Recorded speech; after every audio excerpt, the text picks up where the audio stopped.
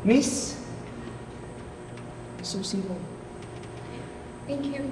Teka, parang kilala kita. Parang kawork kita a year ago. Diane? Yeah. I'm Justin.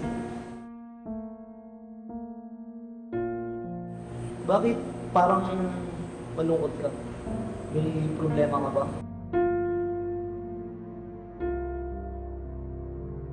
Gusto mo ba pag-usapan mo na natin? Teka, treat kita.